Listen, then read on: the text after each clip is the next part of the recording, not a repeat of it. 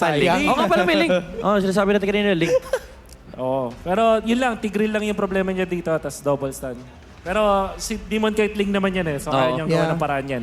I think very clear cut yung approach dito ng Aurora Emily BB. Kumbaga labas lang nila kung sino sila.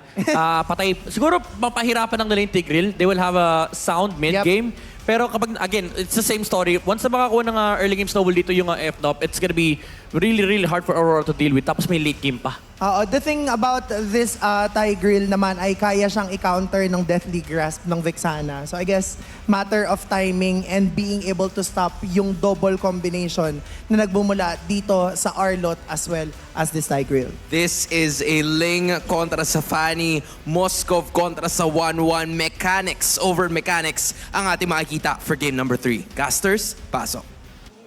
Emotional stability, lalo na pag may biglang dumating na player sa side ng Aurora. First blood. Ilipad na player. So gusto sana salubungin. Demon Kite na mapapagamit ang terms of blades at buhay. Ng dalawang junglers dito sa may Onyx buff. By the way, meron flicker si Brusco. Kakasabi lang natin ginamit yung flicker implosion. Si Yui dito sa ilalim ng torre ay mag-target ni King Kong. Double kill.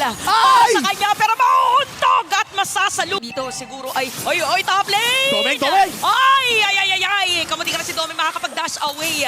Pero aabutan ba ni King Kong? Mawala na energy. So parang ito na yata yung sign para sa ng Aurora na simulan yung Turtle. Si Brusco tatamaan na Eternal Guard. I-zone out nila and Demon Kite masesecure gamit ang kanyang Retribution. Kirk sa harap ng tatlong miyembro. Mapatay sa kamay ni Demon Kite pero Torres sa gitna ang gusto ng FNOP. Dalawang tore ang nakuha ng Fnatic Onyx para doon sa pinakaunang pagong matapos silang magkakaroon ng isang team na makakalamang talaga. Oh, ito na si Renny J magiging target. Ginamit yung Avatar of the Guardian at makakatakas. So parang ganito lang yung pinaka-tempo. Nung time na pag funny user ka, sobrang galing mo mag-ML. Ay, wait lang, magandang ML yata yung makikita natin. So makakatakas dito, dalawang players ng Aurora.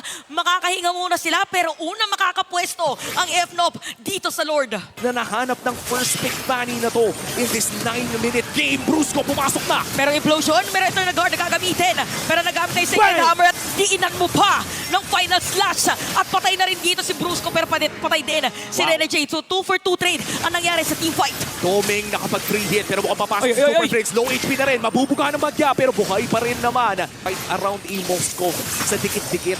Dahil lahat kayo magkakamayan pero nahuli si King Kong. Isang banat na lang. Nasusunog! Tatamaan ng Kuitis! Hindi! Kuitis! Kalma muna. Hinipan, boss. Pero ayan na si Renny J nasa may bandang harap. Final slash hindi kakabit pero mukhang papasok pa rin. Half HP para dito kay Hitman. Okay, so Ang junglers natin ay napakabilis pero si Domeng ay bumabanat. Ay! Hindi na makakatakas pa! Push na doon sa may bandang ibaba. May nangyayari na naman pala. Parang laging dalawang kailangan na camera para matutukan talagang laban natin na to. Hinamit ang Devil's Blades kay Demon Kite. Patay na nga si Super Friends. At si Renny J dito makakaroon ng setup play para sa kanya. Sino makukuha niya? It's gonna be Kirk. So 2 players down. Si FNOP. This is it para sa Aurora. Sinisimulan nila yung Lord. Pero si Kelra uuwi ba? Tutuloy ba siya? O magkakaroon ng counterplay from FNOP at nakakuha pa nga. Kelra is down. At si Brusco na lang na dito nakakabuhay lang niya. Pagka si Domeng pang napuntahan, ayan na! Flicker in! Okay, sino tatamaan na after the guard dyan? So habang sinusuot ng mga players dito, si Kirk ay makukuha ni Domeng. So may naman ni Domeng. Okay, sakit nga dito ng mga pasibat ni Domeng habang sinusuot ng mga players dito sa side ng FNOP.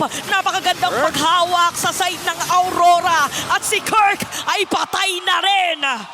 The next standard. Oo, tapatan nga pala ito ng gold standard at the next standard. Pero mukhang tatama na ang Spear of Destruction. Here comes the Link. Demon Kite with a POV. Agaran na kang nagamit ang Tempest of Blades. Matapos na ata to, boss! At ginamit ang High Wind of Nature. Kirk is down. At patay dito si Edward. Pero yung Lord, kailangan depensahan dito ng FNOP.